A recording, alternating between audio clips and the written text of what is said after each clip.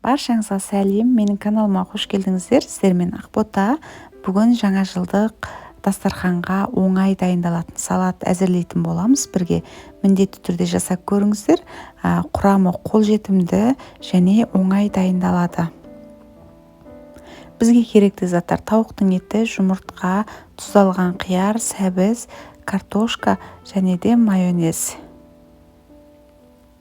Және де бізге форма беру үшін осындай домалақ, кез келген форма беретін ыдыс керек болады. Ең астына картошка, яғни теркадан өткізілген картошканы тегістеп салып шығамыз, бір қабат болдырып.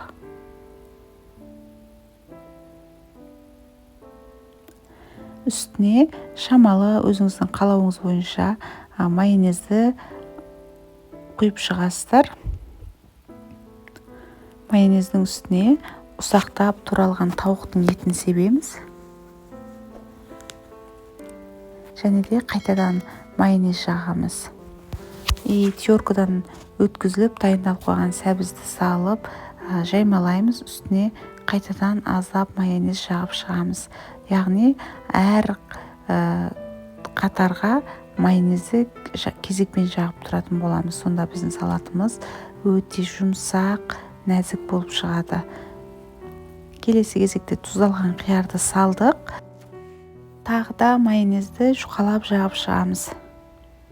Егер сізге майонез ұнамаған жағдайда қаймақ қолдануыңызға болады, яғни сметананы алып арасына жағып қолдансаңыздар болады. Және де теркадан өткізілген жұмыртқамызды себеміз, үстіне қайтадан майонез жағамыз.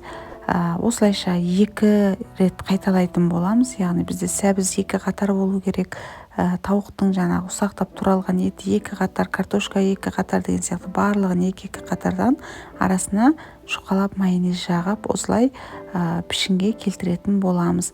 Міндетті түрде пішін осындай домалақ болуы міндетті емес, яғни өзіңізде бар кез келген формаға жинасаңыздар болады. Немесе өзіңіздің үйіңізде бар кез келген ыдысқа, яғни асты ашық ыдысқа салатымызды жинайтын боламыз.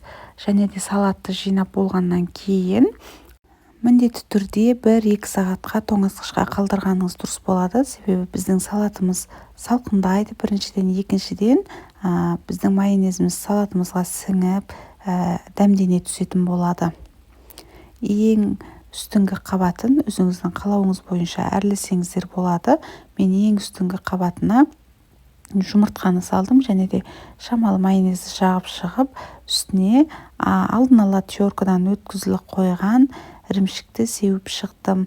Яғни ірімшік болуы маңызды емес, өзіңіздің қалауыңыз бойынша жасасаңыз болады. Салат оңай дайындалады. Міндетті түрде жасап көріңіздер. Және де каналыма тіркеліп, лайк басуды ұмытпаңыздар. Келесі видеода кездескенше.